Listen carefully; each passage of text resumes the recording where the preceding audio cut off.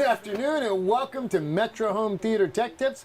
I'm Brent McCall. I'm Adam Rogers. And what you hear in the background is our social distancing, please be careful announcement that happens every hour. On the hour. On the hour. Exactly. So what is today's topic, Adam? Well, today we are talking about HDMI solutions in the field. Well, and that's...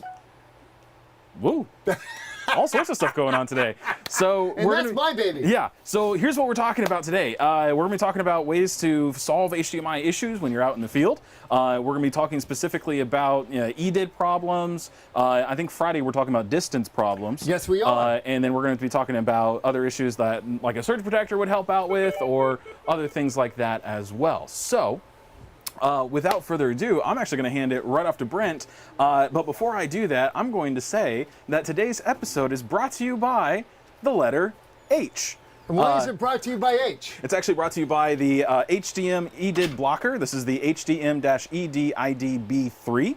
It's a very small piece, as you can tell on the camera there. I'll switch over. There you go. That piece there is the EDID blocker, and this is what you use when you're hooking up your NVRs or DVRs and going through an AVR or surround sound receiver of some kind, or going to multiple displays. So check this piece out, call up your rep, and talk to them about that piece as well for that. And in fact, you know what? We will start with that piece on today's episode. Okay, so tell me what's going on. Okay, well, first off, we're going to talk about common problems that happen out in the field, what you guys can do to fix them, and today has been an incredibly busy day for that. Right. And it's not just our repair solutions, which we are happy to sell you and send to you, but it's also basic understanding of how to set your devices up and make them work with each other. So we're going to start with the EDID blocker, because we are starting to see a whole lot more video surveillance being passed around the house. Right. Now, if you'll switch me to the overhead camera, young man. I sure will. And once I hit the right button for it, there we go. This is your NVR DVR, your video surveillance product. Now let's assume you want to send that into a distribution 1 in, 4 out, 1 in, 8 out, or a matrix, or an AVR. So you're going to wind up supporting multiple displays. Now, when you're looking at a cable box or a Blu-ray player, typically this is not that big of a deal. But when you're looking at an NVR DVR, it is. They use a PC-based video card that's meant to see a single EDID, not multiple EDIDs. And when it sees more than one, it gets confused. You may get no picture, you may get shifted picture, or odd-looking colors. And that's simply because it is seeing negotiation of all these devices into itself, and basically it doesn't know who to listen to. So, when you take our EDID-B, the EDID blocker, plug it into the back of your NVR DVR, then plug the cable that's going into the distribution system into that. This completely eliminates any EDID going into the NVR DVR. Now, before everybody gets really excited and says, oh yeah, that's going to solve all kind of problems on everything else, no, it's not. Everything else needs EDID. NVRs and DVRs can accept it, but they do not require it. Blu-ray players, cable boxes, satellite receivers, gaming consoles do require EDID for both resolution, audio, bitrate, and HDCP requirements for the content. Now that's also because with not only do they need the EDID information to know what to display and what should be displayed correctly, they also, most of those have the security built into it. Right, the HDCP. Exactly, in which this will block that as well, because the HDCP uses the EDID channel to communicate the security key for that. So if you put this into play on any other device, you're going to get either an error that says HDCP not supported, or you're just not going to get picture at all. And by the way, it also will not work on Mac or Windows 10 devices. Right. Yeah. So NVRs, DVRs is it, but that's what it's meant to be. Right. We're not trying to sell this as a panacea of other HDMI problems, because it's not. But we do have one of those. I wonder why we didn't put that on our SpyClops line. If we should have named it our SpyClops block EDID blocker. Or just panacea. Panacea. There Panacea. you go. Yeah. So this is a great tool to have in your kit for those of you that are doing video surveillance, because anytime you're going into more than one device or into an AVR, it will absolutely save your life. Right. Again, everybody, thank you for checking out the video, and everybody who's watching it now live. Leo, it's great to see you as always, buddy. You know, and yeah, I silenced it now, so thank you for that. What did you silence? My phone. Oh. He says, please silence all phones. Yeah, I did turn down the... Yeah. So with that, as always, thank you for watching live, and if you are watching this after the fact on the recorded session, thank you again. Also, if you have any questions or comments or anything about this, put it in the chat while you're watching live, or down in the comments if you're watching the recorded episode. We do monitor the chat and comments as well, and if we're doing it live, if you have a question or a comment that you want to ask or say, we'll talk about it here live on air so that we can go ahead and talk about that. Now, again, as always, if you have a question or a comment that doesn't even have to do with today's episode, we want to hear it. We want to see what you guys have to talk about, because it lets us know what's going on out there in the field. Now, Brent and I, we field calls throughout the day of different HDMI problems, and actually, a couple of them have gone into what you were going to talk about next. Yes. So now, we're going to work our way through kind of the history of HDMI problems. Right. Where it started, how we got to where we are, and I love this piece. Yep. This is our original tool. This is the HDM DAD, Digital Analysis Device. Yep. Originally, it was going to be called the System Diagnostic Tool, but that was determined to be... No, that was second gen. Oh, this is second gen? Second gen. Oh, I didn't know that. There you go. See, the color's prettier? Yeah, it is a little bit prettier, isn't it? Originally, it was the System Diagnostic Tool, but it was determined that sounded too much like a sexually transmitted disease. Yeah, probably not the best to do something like that. It became the DAD. But let's talk about why you need this. Okay. What happens and why it happens. Now, 9 times out of 10, we get a call. It's like, well, I get audio dropouts, long time to sync, mode out of range, frequency out of range, or HDCP not supported. This is really 90 to 95% of the problems we get, or up until HDMI 2.0 and HDR anyway. Right. So what is happening there is pretty simple. When you are looking at the digital data, there are ones and there are zeros. Wow, I barely made it in there, didn't I? There we go. So a 1 represents a high or an on, a 0 represents a low or an off. And yin or yang, high, low, on, off, doesn't matter what you call it, but it's simply a way to track the data. Is the data high or is the data low? Now, here's the thing. Data has a clock, and we're going to actually look at it correctly. And it's not 5 volt and 0 volt. It's typically, and we've talked about this in the past, 4.7 and something less than 0.9. Something and less than. That's kind of the key takeaway from this. It's something less than 0.9. 0.9 is not a mandatory. Right. But it can be used. Right. Or it could be 0.8 or 0.7 or 0.6 or 0.2. Whatever they really specify for their own product, that right? That source, right, or that device. So, when we are looking at this data, the highs and the lows. Now, what I'm going to do, just to make it simpler on the video, on the drawing, because I'm a klutz, we're going to just do a 1, 0, 1, 0. Right. So we have a high, a low, a high, and a low. Okay. However, it doesn't look like that. No. This is a perfect world, not reality. Now, when you're looking at this, in every one of these, there is a clock. And I'm going to use orange for the clock.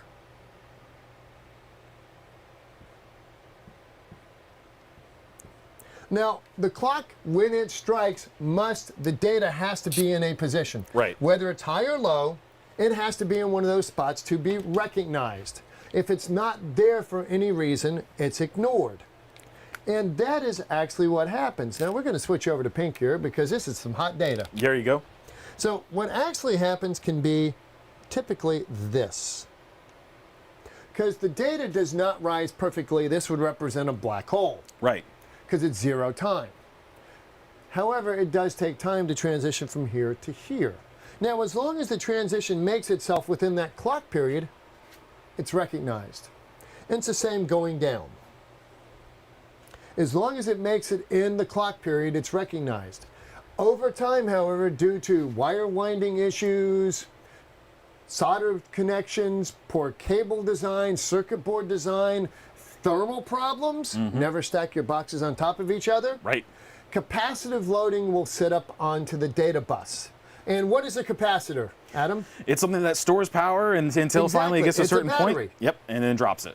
And when it stores, it slows things down. Right. In engineering, the axiom is capacitive lags, inductance leads. Right. So over time, with capacitance building up for any reason, the data will get slower and slower to the point it's out of the clock. When this happens, the system quits functioning. So, but Brent, digital's digital. Absolutely. It's on and off, right? But it isn't. Digital's transmitted in an analog waveform. We're not reading just here. We're not transmitting just here and here. We're just reading here and here. Right. And what we're actually reading, again, is not the whole waveform. It's just the clock area. And again, as long as the data is there during the clock, it's read. But once it's late, yep, much like you going on a date, well, it happens. if you're late long enough, she doesn't want to see you anymore. Yeah. And that's exactly what happens here. So you have a problem, you send your technician out, and he crawls behind the rack, he looks at it, it's like, well, I don't see anything wrong, but, you know, let's unplug it and replug it. Yeah. All he has done at that point is remove all the capacitive loading on the data bus, and we're back to where we started. Yeah. Until we're not.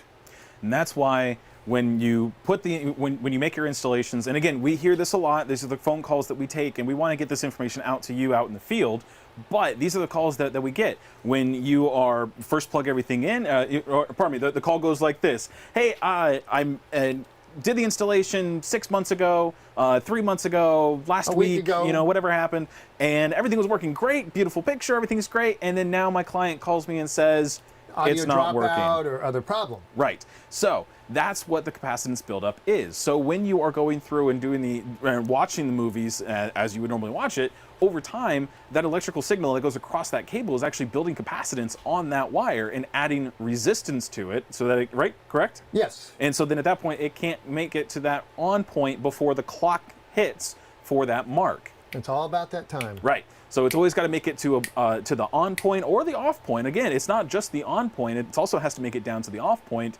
at that point that the clock strikes. Because if it doesn't make it by then, it's considered a 0. Or it's considered a nothing. Nothing. Yeah. Because if it's not a 0 and it's not a 1, it's a nothing. The source is gone. The display's gone. There's nothing there. Which is what you might see with what does that symptom look like? It looks like either pixelation across the screen or sparkles. Well, no, it's not. No, that's distance. Oh, that's distance. See, that's right. And we'll talk about that on Friday. And I love this part. Well, can you give us a look? Can you tell us what piece we need for what problem? Sure. Well, here's the basic symptoms of HDMI. A black screen. Yep. Mode out of range. Right. Frequency out of range. Yep. HDCP not supported. Yep. A pink screen, a blue screen, a green screen. Yep. Sparkles. Yep. On odd. Different color sparkles. Yes. Yep. White, or blue, an red, odd green. shape to the picture. Yes. Now, the problem is 90% of it's black screen, mode out of range, frequency out of range, HDCP not supported. Right. Well, unfortunately, that's pretty much everything causes that symptom. Yeah. However, 90% of the time, the capacitive loading is the reason for that symptom. Now, as mentioned earlier, the HDM DAD, playing tag here, was our original piece 13 years ago. Right. This piece was specifically designed to deal with the capacitive loading issues we talked about here.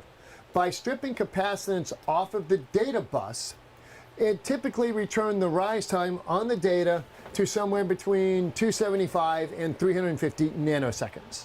Whereas otherwise it could be up 1,000, 1,200, 1,500, and the data just gets lost in the path. So the original DAD diagnostic tool also monitored 5-volt hot plug clock and EDID. Right. And it turns out we're going to start needing those features again. Yeah, did we do? We yes. just having that conversation. We'll talk about that. However, the repair portion of that has gone from this. Nope. You can do it. There you go. Do it from this, which required a cable and was fairly large, to this, which does not require a cable and just plugs right in the back of your source, and is fairly small. Right. And it strips the capacitive loading right off, solves the problems, and honestly, guys, as inexpensive as this is, put it in at the beginning of the job so you're not having to go back and explain yourself to the customer later and pay for it. If you build it into the job and let the customer pay for it out of the gate as a preemptive insurance, you look like a guy because it never fails. Yep. You're not having to pay for it out of your pocket because you didn't think about it at the beginning. Right. And their stuff just works. So that is the Junior 3. Now, this is also something to be aware of as well. This is a problem that we see from everyone. This isn't something that we see, hey, your metric cables are building up capacitive loading. No, you put this on anyone's cable that's doing symptoms like what we talked about just a minute ago, and it's going to solve that problem. Should solve that problem, depending on exactly what's wrong with it. So yeah, when you see... It can be, if you're at 1,500 to 2,000, right. Some sources, even with the Junior 3, it may not bring it down far enough for all sources. Right. However, it's not just that it does. And we talked about this last week in one of our other classes. Right. We're going to talk about the should be at 0.9. Well, here's the problem with this. This is a suggestion, not a mandate. And without it being a mandate, every manufacturer builds whatever they want to build to whatever they want to build it to. Now, of course, this is EDID we're talking about. Right. And EDID, of course, was created by Philips and a long time ago. A long time ago. 35 years ago plus. Yeah. So when they created it, it was originally designed to be used with DVI, correct? No, it was originally designed to be used with computers. Okay. Had nothing to do with video. So then at that point, they used it in a completely different aspect than And how... less than 6 feet. Yeah, with how we're using it. And so, oh, I didn't know about the 6 feet. That's new to me. Well, I didn't know that. Here's the thing. The repair tool that's in this is based off of, initially was based off of a chip that was developed 35 years ago because at 6 feet, EDID didn't work. Right. They were getting capacitive loading even on the short 6-foot runs. Right. So the accelerator that we started with, while not as old as the one developed 35 years ago, was based on that concept. Right. So this is not new. This is not a new concept. But HDMI, because of the way that EDID was implemented within its substructure, brought the problem back to the surface. Right. Now, since then, and we're back to the 0.9. Before you jump on that, real quick, we got a really good question. Yes. This is Mike Noonan. Hey, Mike. Good to see you, bud. Does capacitance buildup still happen on our fiber cables? Capacitance is not built up on the cables. It's built up on the data bus. Right. Now, the capacitance can come from any number of things. It does not have to be related to the cable. It could be related, if you guys could see the rack. Well, you can see the rack. Let's assume your cable box is right here, and you have another cable box sitting right on top of it, or a satellite receiver, or an AVR. Uh-huh. What is happening is those devices will get warm.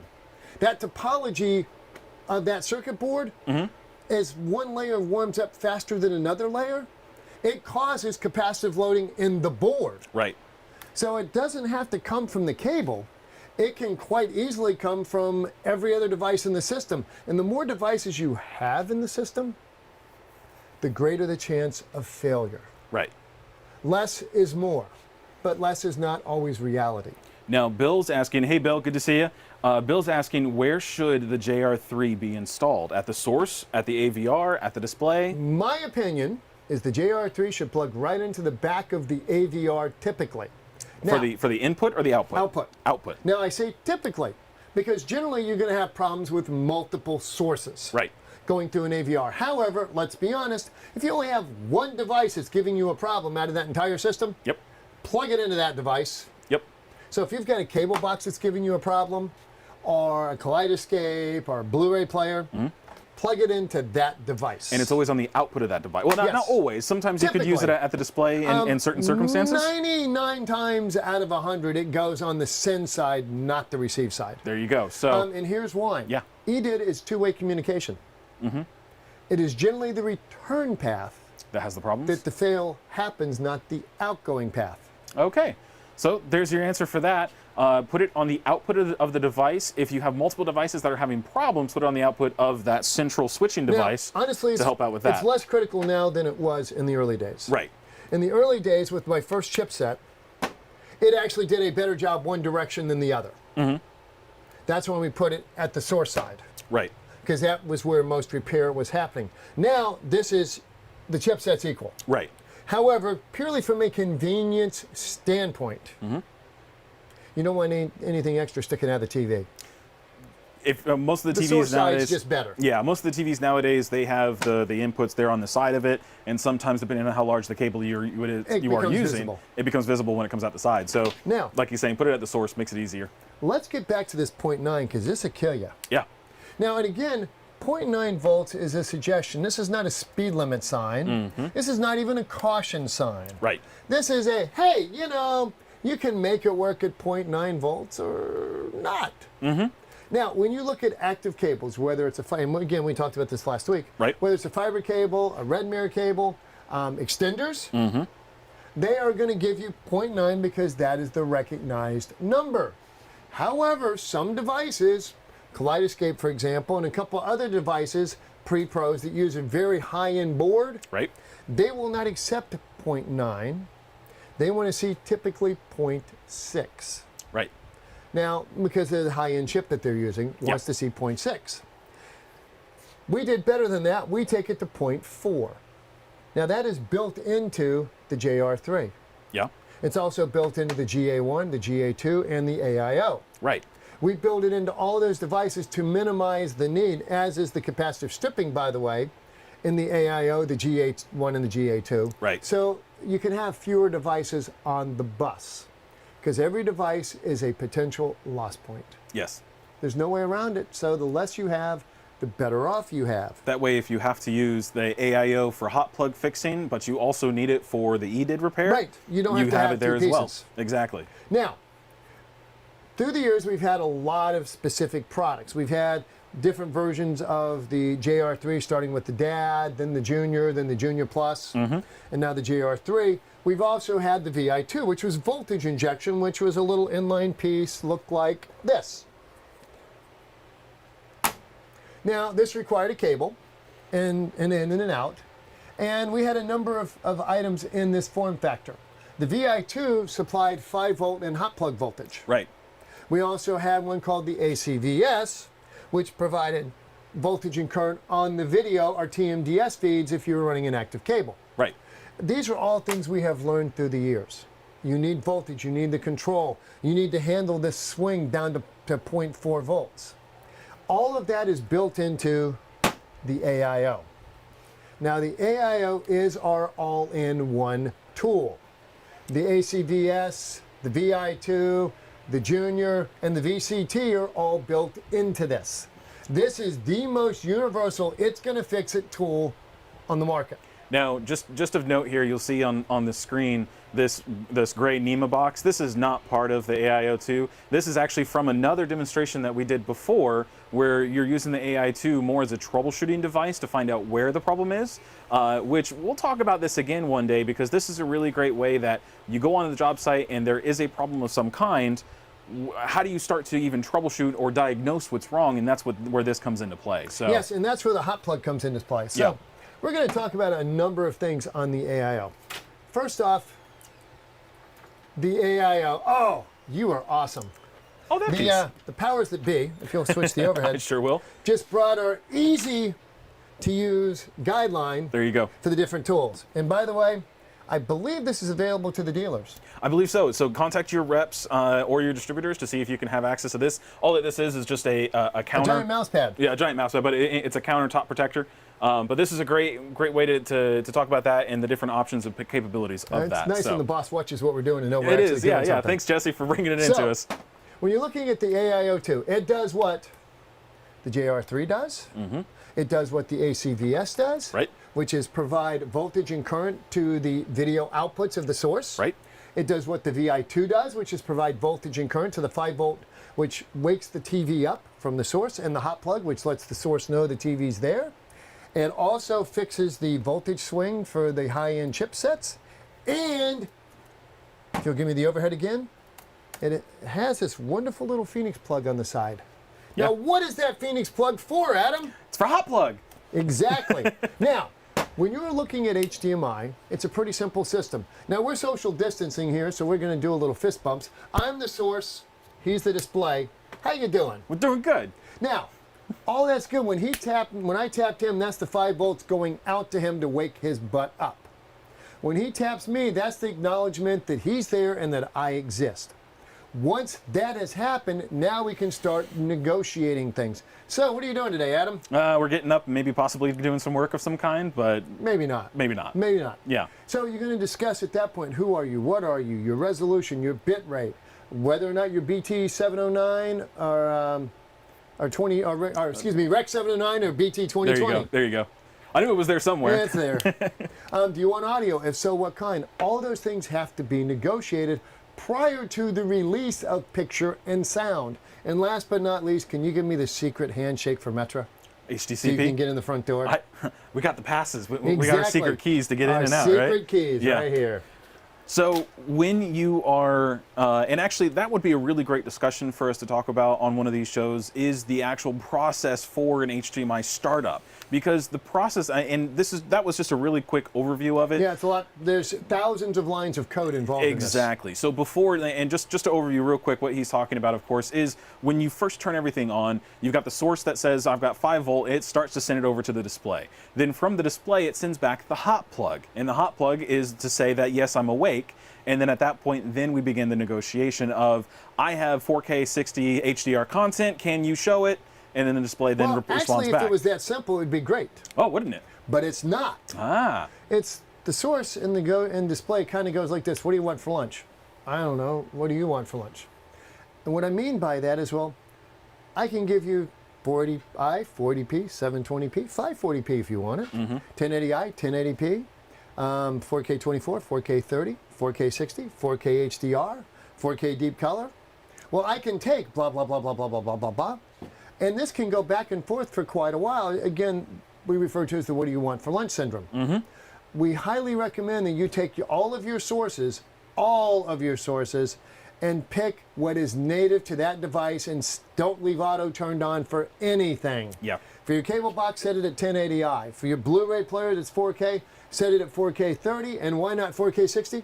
Because there's not really any content out there How that's many using movies a are 4K. in 4K 60? Right now, there's one, and again, we'll have to fact check that again because times, of course, are proceeding forward. But as far as we know, at this point in time, there is one. Our favorite, unfavorite movie, Billy Lynn's Long Halftime Walk, with it, which again, as we've said before, great movie for demoing 4K 60, 4220 HDR. Terrible movie to actually sit down and watch. You don't. Yeah. So, anyways. So the AIO goes out in the field with you. Yep. Now, aside from being a test tool like my original dad, which also repaired stuff, it is also a repair tool. Now, the Phoenix plug on the side. What makes the Phoenix plug really important is when you tie this into a relay. Right. Whether it's your Control4, your Crestron, your RTI, your URC, or RCS-IR-Kit CCUS, which has code loading relays in it, Right. it allows you to force a hot plug reset. Now, why would you want to force a hot plug reset, Adam? Well, there's actually lots of reasons why you would want to redo a hot plug reset on it, because one of the biggest reasons is the fact that you sometimes have EDID information that's old, and when it turns back on from a previous source that was talking to it. So, for instance, correct me if I'm wrong. Let's use this as that scenario. We have myself and one other person, and that maybe I am talking to you, and then you have short-term memory loss. No. He's old. You have short-term memory loss. No. And then we have the other person come in here and start talking to you. What? Then all of a sudden, you're like, wait a minute. You're not Adam. You're not the guy I was talking to. You're not this. You're not that. You're not speaking English. Actually, I wouldn't recognize that. Well, yeah. Short-term memory loss. So. And we see this a lot with cable boxes. Right. Here's what will happen. Your customer watching TV, cable box, they turn the system off at night. They get up the next day, they turn it back on, and it doesn't work. So you power cycle the cable box and it works again, which is a lousy idea because that's 15 minutes. Or if they can, they unplug the HDMI cord, they plug it back in, and it works. Right. And that's simply because when they turned off the cable box, the TV is still outputting hot plug. It's still, as far as the cable box knows, the TV's still there and receiving the information. It isn't. Right. So when they turn the cable box back on, the TV and the cable box are not synced. So what we recommend you do with the AIO is you put it on the output of the cable box, you teach it the codes to your television, Right. with the CSIR kit CCUS if you don't have a control system. Right. When they turn the TV off, the relay opens. So when that relay opens, there's no hot plug. When there's no hot plug, there's no cable. Yep, essentially. It's pretty much that simple. Yeah. When they turn the TV on, the relay closes, there's hot plug. When there's hot plug, there's cable, and everything works. And this has been a huge savior for guys, particularly in the Northeast areas. Yeah. Now, we've also had reports that when guys put this into play in their systems, it also helps switching capabilities when, happen faster between an AV and a TV with different sources. So, and that's for multiple reasons. One, because it's got the capacitance stripping built directly into it for the EDID capabilities, but also the hot plug interrupt, honestly, speeds things up because it's not having to negotiate and then renegotiate. It's now just negotiating the one time. And a couple other things happening as well. And how you do that when you're building your macro or stepper for the Crestron guys. Right. The very first thing you do is open the relay, then you change your input, then you close the relay. And it starts from fresh, and it's a happy way to do it. Things just work better. Yeah. We also very much encourage you on your remote to pick a button like a star or a pound and program a macro that opens and closes the remote. The reason you do this is because of 4K going backwards to 1080p. And this actually happens more often than just when you're switching from one source to another. This also happens on Apple TVs, on Roku, Netflix, Amazon. So when you go in to watch a movie, it may be at a 4K 30 image, but then your menu is at a 4K 60, so you can actually cause problems there. Or 1080p. Right. So, in fact, just got off the phone right before this. Yep, we did. And the gentleman was having an issue, and what I had him do was get into his Blu-ray player because he wasn't getting the menu. He got the content, but not the menu. Right. Had him get into the player, make sure that the player was defaulted to only a single resolution, that it was defaulted to only a single color bit rate, that it was defaulted to only 420. Right. And everything works perfectly. So it provides current and voltage down the TMDS feeds. Now let me tell you why that's important. You've got this device coming out of your pre-pro, your AVR, whatever it is you've got, and you got a long active cable going forward. Now, the way HDMI works is the display, whatever it is, and we're going to assume this is your television, is sending voltage and current backwards to power the output of the source device. If you're running an active cable and it doesn't have its own power supply, it is drawing off that same bus it's having to power the output of the source device. With the AIO, we don't care because it takes care of that within itself. It does come with a 1 amp 5 volt power supply. Yep. It does not come with jumpers in the Phoenix plug. If you're using this without a relay, you do have to put a jumper in the Phoenix plug. Otherwise, you will get no picture at all. Now, Brent, real quick, explain what a jumper is, because just a little piece of wire between the two poles of the Phoenix plug. Yeah, and honestly, we get calls about these things, and this isn't something that we make fun of because some people, it depends on where you are at for your skill level. The idea of a jumper is just very simply, you're going to go out one side and directly back into another. And that's what we're doing. We're just jumping those connections together. Now, one thing we do recommend guys do in the field with this, and this was problem solved yesterday, is get yourself 2 NEMA boxes. And in one of the NEMA boxes, you're going to mount the AIO just because it gives you a place to put it. Right. In the other box, you're going to put a light switch. Right. And then you're going to run a Cat5 cable between the two of those, if you can put RJ45s in both of them. And you're going to plug a Cat5 cable so you can turn on and off that hot plug from a remote location to the rack, because the rack may not be in the theater. It may not be in the room you're at. And if you do it with Cat5, it's really easy to just plug in a long Ethernet cable.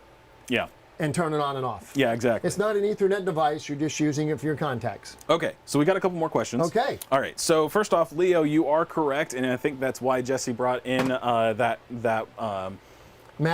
for us. We will work on that as well. That's something that, like we were talking about before, there are so many differing problems that the solutions to those problems differ even within the same problem. Some solutions may be to use the AIO for the voltage insertion. Some solutions may be just adding the JR3. There's not a simple answer. Correct. So it is something that when you look at that mat, it kind of describes everything for you on that. Now, Bill is asking, will the JR3 be 48 gigs capable? No. Okay. It is 24 gigs capable. Right. I could tell you why it's not and how we're going to fix that, but I'm not helping my competitors. Right. So right now it is 6 gigs per channel, so it's got the 4 equal channels inside of it, just like our HDMI cabling. So it will do 24 gigs, but it will not be a 48 gig capable device. You will see a couple of things happen when these become 48. First is different terminals, right? Both male and female.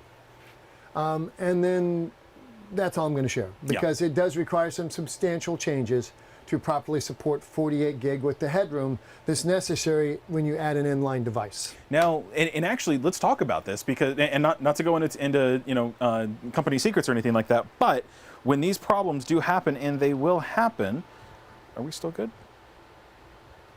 There we go. When these problems arise, and when they are going to happen, the thing is that as we go further into the 48 gig spectrum and into the higher speeds or higher bandwidth requirements, these problems are going to be bigger and bigger and bigger, and they're still going to be prevalent in those areas. Oh yes, because HDMI is still very much a suggestion. Right. And it's not, here's what you built to, do this, do this, do this, do this. It's, okay, here's our book. We're going to suggest you drive 55, but you can do 70 if you want. Mm-hmm. We're not going to put a speed limit down there, because that's just insensitive. It's the Autobahn. You know, you can do what you want. They'll put the road there, and you can go as fast as you want to go, but it's up to you. Yeah, how good's your motor? There you go. So the other side of it is, guys, don't panic about 48. Yes, we are selling 48 gig products coming up. Yeah. Yes, we want you to be prepared, especially in long-term build-out jobs. Yep.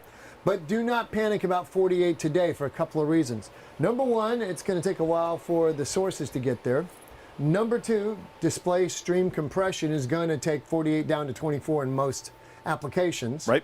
And when you look at all of these devices, actually even this one, which is now 13 years old. The dad. Yep. It's 6 gigs per channel by 4. Yeah. If you have one of my original HDMI, dad was the original HDMI before we got in trouble. Before they whacked us. It is a 24 gigabit product. Yeah.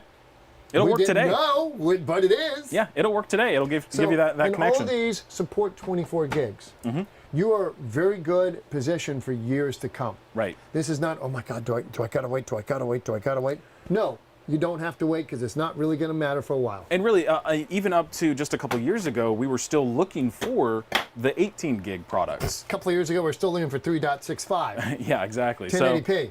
So like Brent was saying, we do sell the 48 gig stuff is here. This cable right here that I just pulled off the rack, this is a 48 gig cable for the distance, because we're going less than, this is what, a 1 meter cable? 1 meter cable. Yep. And so you're going at 48 gigs with that. At a 2 meter cable, this is our Velox passive line. At a 2 meter cable, you're going to get the 48 gigs. We are practicing we are testing and verifying that at the longer lengths that if you'll be able to get the 48 gigs. We don't know. So, but we don't know yet. So 3 gigs and higher, we're working on that. But the 3 meters and higher. 3 meters and higher. At the 2 meters and lower, you'll be able to get the 48 gigs at minimum on the Velox line of cables as well. So, and on our long distance fiber cable. The new 8K Velox cable, yes. Yep. So that one you'll be able to get the 48 gigs at as far as 300 and... That's over 300 feet. Yeah, 300 feet. Yeah, over 300 feet. So definitely check those out. So now, we're not done. We have another box here. Ah, we do. This is the HDMI surge protector. Yep. Now this will clamp up to 8,500 volts over all of the channels. Right. So now, let me explain what this is not. Right. Because that's as important as what it is. Look, lightning strikes your house. God has said, thou shalt have new televisions. Yeah. It's going to happen. 8,500 volts is a lot of volts. And pretty much beyond that, you're starting to melt cables. Right. And we've seen RG6 have a semiconductor vaporized. Yep. So it does happen. Yep. But this is meant for surges. Now, this is not meant for overvoltage. So having conversations with 2 major manufacturers this week. Yes. Where they have, in one case, replaced a projector several times that got burnt out from a cable box, sending too much voltage down the pipe. So let's talk about the differences. Because when you have a spike, we're talking very, very large voltages at that point. Give me the overhead real quick. Go for it. Okay. That's a spike. Yep. This is an overvoltage. Now, would you say that you would have your 5 volts somewhere around here kind of a thing? 4.7. 4.7? To 5.3. There you go. And once you breach the 5.3, it becomes overvoltage. Right. Now, here's what this means. Let's say you and I are doing something and I get real excited and my voice gets loud for a minute, which obviously never happens. No, never happens. That's not at all. A spike. Yep. On the other hand, let's say I'm just constantly talking loud by your ear. Also, Never happens. never happens. That's an overvoltage. Now, overvoltage over time just wears out the receiving device. Right. It becomes weaker and weaker and weaker, and it finally just gives up and goes home. Now, and again, this is some of those things that, yes, the device itself that is getting the overvoltage, well, that will happen to, but let's remember also that this voltage can actually continue on from that connection to the next device. Absolutely. Major manufacturer called me because they're losing both AVRs and displays. You can guess which manufacturer that is based on that statement. Yep. Another manufacturer called me because they've replaced multiple projectors. Yep. And we have a pretty good idea how to fix this. I'm creating a couple of things. In fact, we will get hold of some of you out in the field. Yes. To get samples of these products out there that will tell us, is my thought correct? If you guys are running into this problem out in the field, Let us know. what is possibly happening out in the field that looks like this. Either way, if you're having a problem, call us. Even if you don't have our product on the job, we want to help. But we want also to get our test piece into your hands. exactly. So to if you find have out if that is the problem. if you have a project you're working on that has this problem, please give us a call at or send an email to Adam. yeah. So at that point, so just give us a call 386-492-8584, or you can email me at adamr@metrahometheater.com.